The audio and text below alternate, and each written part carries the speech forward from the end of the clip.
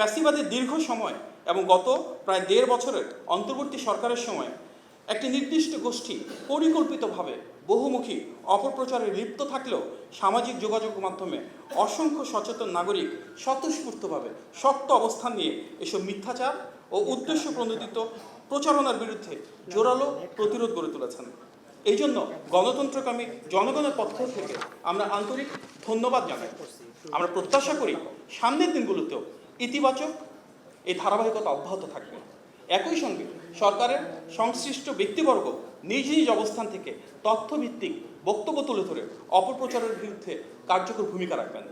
আমরা ভেবেছিলাম এই স্বল্প সময়ের মাঝে মাননীয় প্রধানমন্ত্রীর নেতৃত্ব ও নির্দেশনায় সরকার যে সমস্ত ইতিবাচক পদক্ষেপ গ্রহণ করেছে, বিরোধী দল সেই কাজের জন্য সামগ্রিকভাবে সহযোগিতা করবে।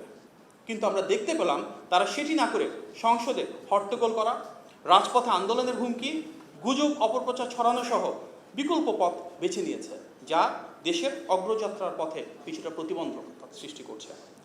গভীর আনন্দ ও গৌরবের বিষয় যা ইতিমধ্যে আপনারা জেনেছেন যে মাননীয় প্রধানমন্ত্রী ও গণমানুষের নেতা জনাব তারেক রহমান এই বছর বিশ্বখ্যাত সাময়িকী টাইমের বিশ্বের সবচেয়ে প্রভাবশালী ১০০ ব্যক্তির তালিকায় স্থান পেয়েছেন। এই স্বীকৃতির মাধ্যমে তার দূরদর্শী নেতৃত্ব, সীমাহীন সাহসিকতা এবং গণতন্ত্র পুনরুদ্ধারের জন্য অসামান্য যে অবদান, সেটিকেই আন্তর্জাতিক পরিসরে স্বীকৃতি দেওয়া হয়েছে। আজকে টাইম থেকে পাওয়া এই সম্মান আমাদের সকলের। এই বৈশ্বিক স্বীকৃতি গণতন্ত্রের বিজয়, জনতার বিজয়, বাংলাদেশের বিজয়। আলহামদুলিল্লাহ। উপস্থিত সাংবাদিক ভাই ও বোনেরা, আমরা সবাই জানি গতকাল বর্তমান সরকারের মেয়াদের ২ মাস পূর্ণ হয়েছে। এই স্বল্প সময়ের মধ্যেই সরকার নির্বাচনের আগে ইশতেহারে প্রদত্ত প্রতিশ্রুতিসমূহ বাস্তবায়নের কাজ শুরু করেছে। মাননীয় প্রধানমন্ত্রীর নেতৃত্বে সরকার দুর্বার গতিতে যেভাবে অভূতপূর্ব কর্মযজ্ঞ হাতে নিয়েছে, প্রতিটি সেক্টরে এবং গণমানুষের ভাগ্য পরিবর্তনের জন্য প্রতিটি ক্ষেত্রে ১৮০ দিনের যে কর্মপরিকল্পনা গ্রহণ করেছে, তা এক অবিস্মরণীয় অর্জন। জনগণের আকাঙ্ক্ষাকে ধারণ করে গত ২ মাসে মাননীয় প্রধানমন্ত্রী রাষ্ট্রের ও প্রতিটি নাগরিকের অগ্রযাত্রা নিশ্চিত করতে যেসব পদক্ষেপ গ্রহণ করেছেন, তার মধ্যে ৬০টি আমি আপনাদের সামনে তুলে ধরছি। সরকারের ২ মাসে মাননীয় প্রধানমন্ত্রীর ৭টি উল্লেখযোগ্য পদক্ষেপ। মাননীয় প্রধানমন্ত্রীর নির্বাচনী প্রতিশ্রুতি অনুযায়ী নারীর ক্ষমতায়নের লক্ষ্যে দেশের প্রতিটি পরিবারের কাছে পর্যায়ক্রমে ফ্যামিলি কার্ড পৌঁছে দেওয়ার পাইলট প্রকল্প শেষ হয়েছে। ইতিমধ্যে ৩৭,৫৬৭টি পরিবারকে ফ্যামিলি কার্ড প্রদান করা হয়েছে। প্রতিটি কার্ডে মাসিক ২৫০০ টাকা নগদ সহায়তা করা হচ্ছে, যা নারীকে অর্থনৈতিক, পারিবারিক ও সামাজিক ক্ষমতায়নের একটি আন্তর্জাতিক রোল মডেলে পরিণত হয়েছে। মাননীয় প্রধানমন্ত্রীর আরেকটি নির্বাচনী প্রতিশ্রুতি অনুযায়ী দেশের কৃষানীদের জন্য ১০টি সুবিধা ও নগদ অর্থায়ন সম্বলিত কৃষক কার্ড প্রচলন করা হয়েছে। ইতিমধ্যে প্রাথমিকভাবে 10টি জেলার ২২,০০০-এরও বেশি প্রান্তিক, ক্ষুদ্র ও মাঝারি কৃষককে কৃষক কার্ড প্রদানের মাধ্যমে এই কার্যক্রম শুরু হয়েছে। মৎস্য প্রাণী সম্পদের সাথে যারা যুক্ত এবং খামারিরাও এই সুবিধা পাচ্ছেন। প্রায় ১২ লক্ষ ক্ষুদ্র ও প্রান্তিক কৃষকের ১০,০০০ টাকা পর্যন্ত ঋণ সুদসহ মওকুফ করা হয়েছে। সাংবিধানিক বাধ্যবাধকতা ও দেশের আইনি কাঠামোর ধারাবাহিকতা রক্ষায় অত্যন্ত স্বল্প সময়ের মধ্যে ত্রয়োদশ জাতীয় সংসদের প্রথম অধিবেশনে ১৩৩টি অধ্যাদেশ নিষ্পত্তির মাধ্যমে সরকার সংসদীয় গণতন্ত্রের এক অনন্য নজির স্থাপন করেছে। এসব অধ্যাদেশের সঙ্গে মানবাধিকার কমিশন, গুম প্রতিরোধ ও প্রতিকার অধ্যাদেশ সহ ১৬টি অধ্যাদেশ অধিকতর যাচাই বাছাই করে আবার সংসদে বিল আকারে উত্থাপন করা হবে।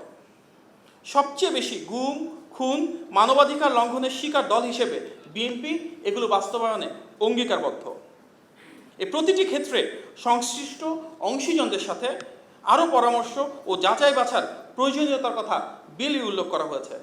সরকারের এই উদ্যোগ স্বচ্ছতা ও জবাবদিহিতা নিশ্চিতের একটি প্রতিশ্রুতি, সেটিরই প্রতিফলন। জুলাই সনদে নোট অফ ডিসেন্ট সহ বিএনপি সম্মত হয়ে যেভাবে স্বাক্ষর করেছিল, সেই স্বাক্ষরিত জুলাই সনদকে মাননীয় প্রধানমন্ত্রী বাস্তবায়নের জন্য দৃঢ় প্রতিজ্ঞ। দেশের মানুষের কাছে বিএনপি যে অঙ্গীকার করেছে এবং যে প্রতিশ্রুতির আলোকে ধানের শীষে ভোট দিয়েছে সরকারের সর্বোচ্চ পর্যায় থেকে শুরু করে সবাই তা অক্ষরে অক্ষরে পালনের জন্য দায়বদ্ধ। সারা দেশে 20,000 কিলোমিটার নদী, খাল ও জলাশয় খনন ও পুনঃখননের উদ্যোগ নেওয়া হয়েছে। ইতিমধ্যে 54টি জেলায় এই কার্যক্রম শুরু হয়েছে। বৈশ্বিক জ্বালানি সংকটের মধ্যেও সরকার জ্বালানি তেলের দাম না বাড়িয়ে এখন পর্যন্ত সর্বোচ্চ নিয়ন্ত্রণে রেখেছে। যেখানে বিশ্বজুড়ে জ্বালানি তেলের দাম বৃদ্ধি করা হয়েছে, তার বিপরীতে বাংলাদেশে জনস্বার্থে ভর্তুকি বৃদ্ধি, বিকল্প উৎস থেকে ক্রয়ের উদ্যোগ, দ্বিপাক্ষিক ও বহুপাক্ষিক কূটনীতিতে তেলের সংস্থানকে প্রাধান্য প্রদান এবং আন্তর্জাতিক দর কষাকষিতে বিশেষ গুরুত্ব, এই বহুমুখী পদক্ষেপের ফলে সামগ্রিকভাবে যে কোনো দেশের তুলনায় বাংলাদেশের তেলের দাম যথেষ্ট কম রয়েছে। জাতীয় রুফটপ সোলার কর্মসূচি ও নেট মিটারিংয়ের মাধ্যমে মোট 35 মেগাওয়াট বিদ্যুৎ জাতীয় গ্রিডে যুক্ত করা হয়েছে। সরকার 2030 সালের মধ্যে নবায়নযোগ্য জ্বালানি ও বিশেষ করে সোলার বা সৌরশক্তি ব্যবহার করে 10,000 মেগাওয়াট বিদ্যুৎ উৎপাদনের লক্ষ্য নির্ধারণ করেছে। জ্বালানি নেওয়ার জন্য ফুয়েল কার্ডের পাইলটিং প্রজেক্ট ইতিমধ্যে চালু করা হয়েছে। সরকারের একটি অগ্রাধিকার হচ্ছে দ্রব্যমূল্য নিয়ন্ত্রণে রাখা। প্রতিকূল বৈশ্বিক ও দেশীয় অর্থনৈতিক পরিস্থিতির মধ্যে পবিত্র রমজান মাসে এবং এখনও অন্যান্য বছরের তুলনায় দ্রব্যমূল্য নিয়ন্ত্রণে রাখা সম্ভব হয়েছে। একই সঙ্গে তারল্য সংকট থাকা সত্ত্বেও খাদ্যপণ্য ও নিত্য প্রয়োজনীয় দ্রব্যের আমদানি অব্যাহত রাখা হয়েছে, ফলে অভ্যন্তরীণ বাজারে কোনো সংকট তৈরি হয়নি এবং মূল্যস্ফীতি নিয়ন্ত্রণে রাখা গিয়েছে। 4,908টি মসজিদে ইমাম, মুয়াজ্জিন, 990টি মন্দিরের পুরোহিত, 144টি বৌদ্ধ বিহারের অধ্যক্ষ এবং 396টি গির্জার যাজক ও পালকরা মাসিক সম্মানী পাচ্ছেন। এই কার্যক্রম পর্যায়ক্রমে সব মসজিদ ও ধর্মীয় উপাসনালয়ে বাস্তবায়ন করা হবে ইনশাল্লাহ। মাননীয় প্রধানমন্ত্রী হিন্দু, বৌদ্ধ, খ্রিস্টান ও নৃগোষ্ঠী বিষয়ক বিশেষ সহকারী নিয়োগ দেওয়া হয়েছে, যার মাধ্যমে সব ধর্ম, বর্ণ নির্বিশেষে সকলের অধিকার প্রতিষ্ঠার পথে একটি গুরুত্বপূর্ণ পদক্ষেপ এটি। ঈদ উল ফিতরের সময় বাংলাদেশে অসহায় ও গরিবদের ত্রাণ ও উপহার বিতরণ করা হয়েছে। প্রাতিষ্ঠানিকভাবে ইসলামিক স্কলার ও অংশীজনদের সাথে আলোচনার ভিত্তিতে জাকাত ব্যবস্থার আধুনিকায়ন করে দারিদ্র্য বিমোচনের উদ্যোগ নেওয়া হয়েছে। শীঘ্রই প্রবাসীদের জন্য প্রবাসী কার্ড চালুর উদ্যোগ নেওয়া হয়েছে। বিগত বছরগুলোর তুলনায় এবছর হজ যাত্রায় ইতিমধ্যে 12,000 টাকা কমানো হয়েছে।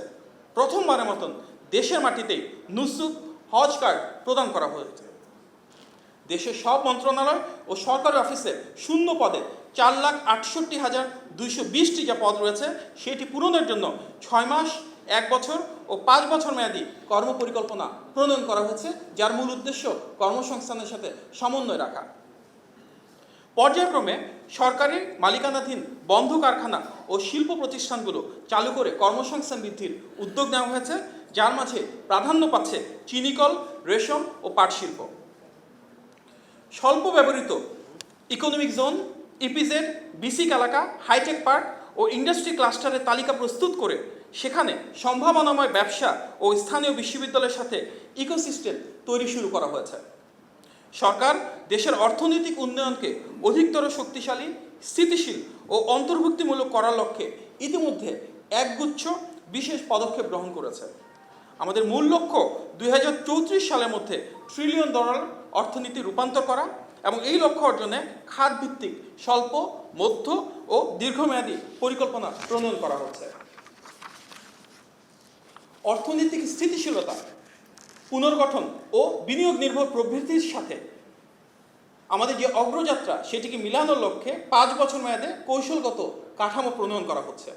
2030 সালের মধ্যে প্রকৃত জিডিপি প্রবৃদ্ধি 8% উন্নীত করা, মূল্যস্ফীতি নামিয়ে আনা, প্রত্যক্ষ বিদেশি বিনিয়োগ বাড়ানো এবং এমপ্লয়মেন্ট এক্সচেঞ্জ চালুর মাধ্যমে ব্যাপক কর্মসংস্থানের পরিকল্পনা হাতে নেওয়া হচ্ছে। বিদেশি বিনিয়োগ সহজ করার লক্ষ্যে 100 কোটি টাকা পর্যন্ত বিনিয়োগ প্রত্যাবাসনে কেন্দ্রীয় ব্যাংকের আগে থেকে নেওয়া যে অনুমোদনের বাধ্যবাধকতা রয়েছে সেটি তুলে নেওয়ার সিদ্ধান্ত হয়েছে। গত প্রায় 18 বছরের মধ্যে এই প্রথমবারের মতো পবিত্র ঈদ উল ফিতর উপলক্ষে কোনো শ্রমিককে হাহাকার করতে হয়নি। শ্রমিক, মালিক, সরকার ও অংশীজনের সঙ্গে সমন্বিত আলোচনার ভিত্তিতে এবং প্রয়োজন অনুযায়ী ব্যাংকিং সহায়তা প্রদান নিশ্চিত করা হয়েছে, যার কারণে সব শিল্প কারখানায় শ্রমিকদেরকে ঈদের আগেই তাদের প্রাপ্য বেতন, বোনাস ও অন্যান্য সুবিধাদি পরিশোধ করা হয়েছে। দীর্ঘদিন পর আবারও খুলতে যাচ্ছে মালয়েশিয়ার শ্রম বাজার। দুই দেশের অভূতপূর্ব যৌথ বিবৃতিতে উঠে এসেছে অভিবাসন ব্যয় হ্রাস, স্বচ্ছ প্রক্রিয়া ও প্রবাসীদের জনকল্যাণ। বিকল্প শ্রম বাজার খুঁজতে ইউরোপের 7টি দেশের সঙ্গে ইতিমধ্যে দ্বিপাক্ষিক চুক্তি স্বাক্ষরের উদ্যোগ গ্রহণ করা হয়েছে। দেশগুলো হলো Serbia, Greece, North Macedonia, Romania, Portugal, Brazil ও রাশিয়া। দেশে বিদেশে কর্মসংস্থান বাড়ানোর অংশ হিসেবে সরকার বিদেশে অধিক জনশক্তি রপ্তানির উদ্যোগ নিয়েছে। দক্ষ এবং আধা দক্ষ জনশক্তি রপ্তানির উপর গুরুত্ব প্রদান করে অভিবাসনের পরিমাণ এবং গুণমান উভয়ই বাড়ানোর জন্য উদ্যোগ নেওয়া হয়েছে। এই লক্ষ্যে দেশ জুড়ে টেকনিক্যাল ট্রেনিং সেন্টার এবং কারিগরি শিক্ষার বহুভাষা ও দক্ষতা বৃদ্ধির কারিকুলামে বিশেষ গুরুত্ব প্রদান করা হয়েছে। দেশের উত্তরবঙ্গকে এগ্রো প্রসেসিং ইন্ডাস্ট্রির হাব বা প্রধান কেন্দ্র হিসেবে গড়ে তোলার জন্য সমন্বিত মতামত প্রদান এবং উদ্যোগ গ্রহণ করা হয়েছে। পেপাল ও অন্যান্য পেমেন্ট গেটওয়ে বাংলাদেশে যেন কার্যক্রম শুরু করে সেজন্য সমন্বয় এবং উদ্যোগ গ্রহণ করা হয়েছে। দেশের প্রাথমিক স্বাস্থ্যসেবা নিশ্চিত করতে 1 লাখ নতুন স্বাস্থ্যকর্মী নিয়োগের ঘোষণা দেওয়া হয়েছে।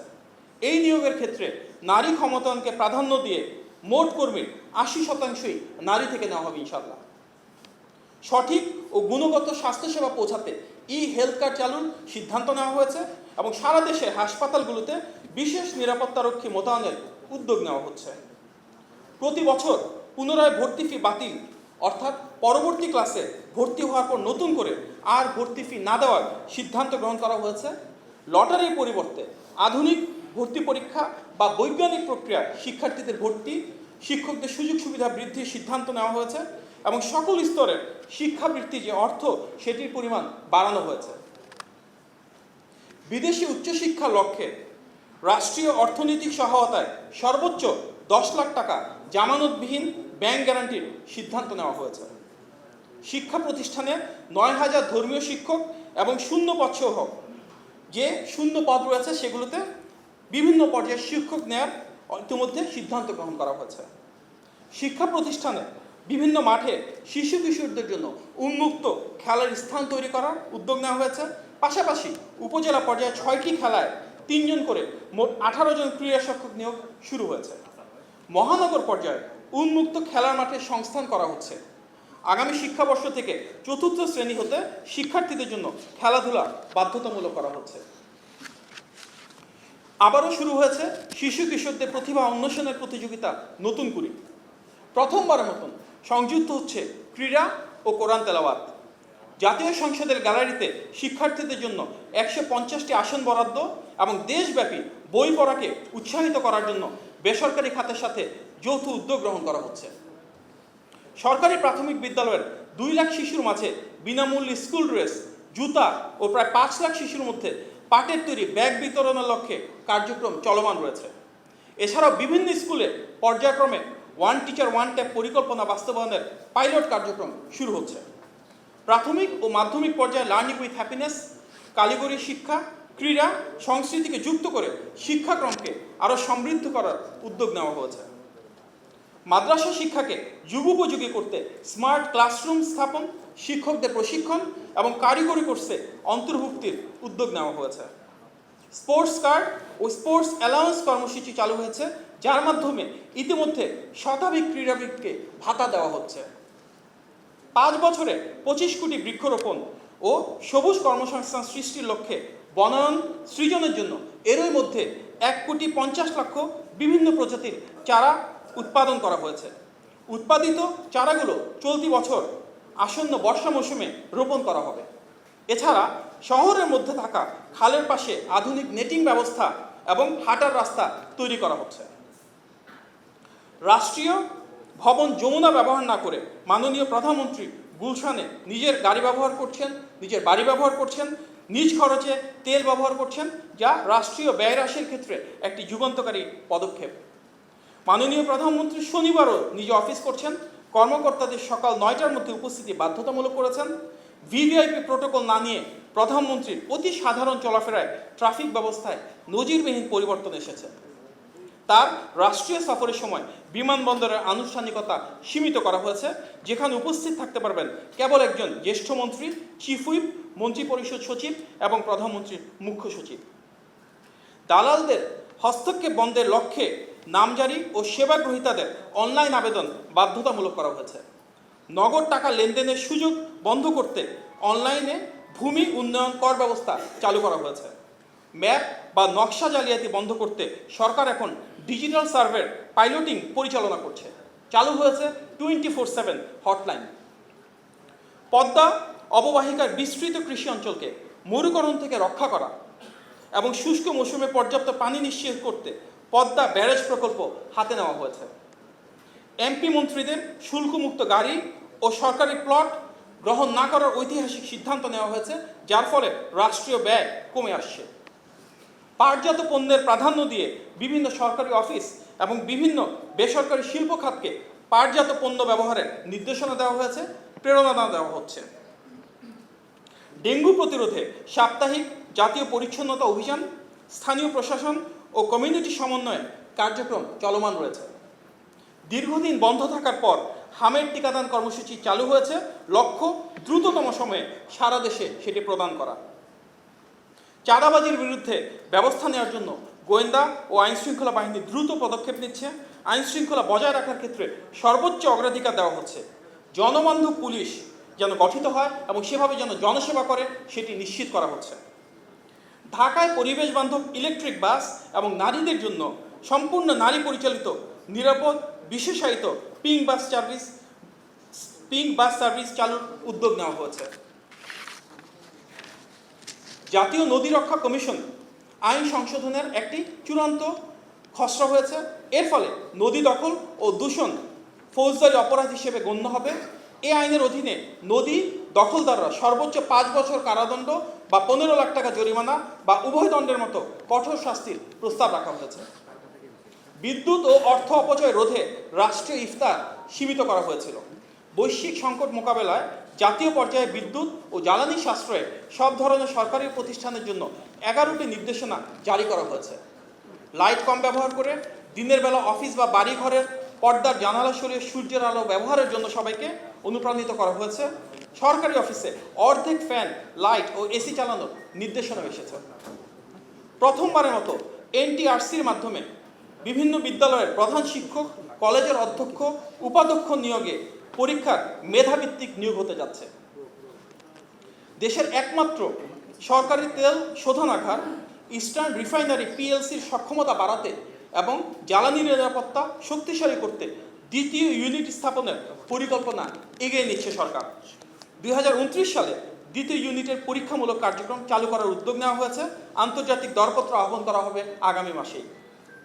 ফুটপাতের ব্যবসায়ীদের পুনর্বাসনের ও ভিন্ন স্থানে ব্যবসা পরিচালনার জন্য কার্যকর এবং বাস্তবমুখী উদ্যোগ নেওয়া হচ্ছে। বিএনপি ঐতিহাসিকভাবেই বাক স্বাধীনতায় বিশ্বাসী। সরকারের লক্ষ্য একটি উদার ও গণতান্ত্রিক সমাজ নির্মাণ করা, যেখানে কোনো ভিন্ন মত, বিশ্বাস বা পরিচয়ের মানুষ অবমূল্যায়িত হবেন না। মুক্ত ও নিরাপদ মত প্রকাশ, স্বাধীন গণমাধ্যম এবং বাধাহীন চিন্তার পরিবেশ নিশ্চিত করতে গত 2 মাসে এর কোনো ব্যত্যয় ঘটেনি। সরকার এমনকি মাননীয় প্রধানমন্ত্রীকে নিয়েও মিথ্যা অপপ্রচার ও অশালীন আচরণ করছেন অনেকেই, যা নজিরবিহীন। সর্বোচ্চ বাক স্বাধীনতার এই সময়ে সবাই মুক্ত ও নিরাপদে মত প্রকাশ করছেন। এমনকি একটি চিহ্নিত গোষ্ঠী হীন রাজনৈতিক স্বার্থে এর অপব্যবহার করছে। তবুও অটুট রয়েছে বহুমত ও কণ্ঠের পূর্ণাঙ্গ স্বাধীনতা। বহুপাক্ষিক আলোচনা ও কৌশল ঠিক করে হজরত শাহজালাল আন্তর্জাতিক বিমানবন্দরের 3য় টার্মিনাল দ্রুত চালুর উদ্যোগ নেওয়া হয়েছে। ঢাকা, চট্টগ্রাম ও সিলেটে শাহজালাল, শাহ আমানত ও এমএজি ওসমানী বিমানবন্দরে উন্নত দেশের মতো ফ্রি ইন্টারনেট ব্যবস্থার নির্দেশ ও সৈয়দপুরে বিমানবন্দরে অলরেডি উদ্বোধন করা হয়েছে। চলন্ত ট্রেনের যাত্রীদের সুবিধার জন্য ফ্রি ইন্টারনেট সেবা দেওয়ার উদ্যোগ নেওয়া হয়েছে। কারিগরি ও মাদ্রাসা শিক্ষা প্রতিষ্ঠানসমূহে আধুনিকায়নে আগামী 180 দিনের মধ্যে দেশের 2336টি কারিগরি ও 8232টি মাদ্রাসা শিক্ষা প্রতিষ্ঠানে ফ্রি ওয়াইফাই চালু করা হচ্ছে। সরকার অর্থনৈতিক কূটনীতিকে প্রাধান্য দিচ্ছে, যেখানে প্রবাসীদের জনকল্যাণ, দূতাবাস এবং মিশনগুলোকে বাণিজ্যের প্রচার, বিনিয়োগের আকর্ষণ এবং বৈদেশিক জনশক্তি রপ্তানির সুযোগ তৈরিকে অন্যতম অগ্রাধিকার বলা হচ্ছে। পারস্পরিক শ্রদ্ধা এবং সহযোগিতার মাধ্যমে বিশ্বের সকল দেশের সাথে সম্পর্ক শক্তিশালী এবং স্বাভাবিক করা হচ্ছে। জনগণের সাথে জনগণের সম্পর্ক, পানি বন্টন, সীমান্ত হত্যা বন্ধ, বাণিজ্য, বিনিয়োগ বৃদ্ধি, শিক্ষা, সংস্কৃতি সহ দ্বিপাক্ষিক এবং বহুপাক্ষিক সম্ভাবনার দুয়ার খোলা হচ্ছে। বিদেশে পাচারকৃত অর্থ দেশে ফিরিয়ে আনতে প্রাথমিকভাবে 10টি দেশের সঙ্গে সম্পদ শনাক্তকরণ এবং পারস্পরিক আইনগত সহায়তা জোরদার করা হচ্ছে, যার মূল উদ্দেশ্য মানি লন্ডারিংয়ের মাধ্যমে যে টাকা বাংলাদেশ থেকে চলে গিয়েছিল সেটি যত দ্রুত সম্ভব দেশে ফিরিয়ে আনা। উপকূলীয় অঞ্চলে নদী ভাঙ্গন রোধ এবং জলবায়ু পরিবর্তন মোকাবেলায় দীর্ঘমেয়াদী পরিকল্পনা বাস্তবায়নের ঘোষণা দেওয়া হয়েছে। মানবাধিকারের সার্বজনীন ঘোষণাপত্র অনুযায়ী মানবাধিকার সুরক্ষা নিশ্চিত করা বিএনপির নির্বাচনী ইশতেহারের অন্যতম প্রতিশ্রুতি। আপনারা জানেন, বিএনপি সেই রাজনৈতিক দল আমাদের হাজার হাজার নেতাকর্মী গুম, খুন, হামলা মামলা শিকার হয়েছেন, পঙ্গুত্ব বরণ করেছেন। আমাদের 60 লাখ নেতাকর্মীর বিরুদ্ধে মিথ্যা মামলা দেওয়া হয়েছে। সুতরাং সবচেয়ে বেশি মানবাধিকার লঙ্ঘনের শিকারের রাজনৈতিক দল হিসেবে যে কোনো অপপ্রচার, প্রোপাগান্ডা বা রাজনৈতিক হীনচরিত্রের বহিঃপ্রকাশ হিসেবে যা চলছে, তার বিপরীতে আমরা অবশ্যই নিশ্চিত করতে চাই যে গত 2 মাসে সরকারের মানবাধিকার রক্ষায় যে রেকর্ড তৈরি করেছে তা জনগণের প্রত্যাশা পূরণ করেছে এবং আগামী দিনও ইনশাল্লাহ তা চলমান থাকবে। আপনারা জানেন, দেশের সরকার রাষ্ট্র ব্যবস্থার উপর জনগণ আস্থা হারিয়ে ফেলেছিল ফ্যাসিবাদের সময়। মাননীয় প্রধানমন্ত্রী জনাব তারেক রহমান এখন দেশের মানুষের সে আস্থা ও বিশ্বাস ফিরিয়ে এনেছেন। স্বচ্ছ ও জবাবদিহিমূলক রাষ্ট্র ব্যবস্থা ফিরিয়ে এনেছেন। ইশতেহারে প্রতিশ্রুতি বাস্তবায়ন শুরু করেছেন, যা এক অনন্য অর্জন। সকলের সম্মানিত প্রয়াস থাকলেই আমরা আরও ইতিবাচক উদ্যোগ গ্রহণের মাধ্যমে আমাদের সবার প্রত্যাশিত বাংলাদেশ গড়ে তুলতে পারবো ইনশাল্লাহ। আজকের এই সংবাদ সম্মেলনে উপস্থিত হয়ে ধৈর্য সহকারে আমার বক্তব্য শুনেছেন এবং যারা এটি আয়োজন করেছেন, আপনাদের সবাইকে আন্তরিকভাবে ধন্যবাদ জানিয়ে আমার বক্তব্য শেষ করছি। ধন্যবাদ। আসসালামু আলাইকুম।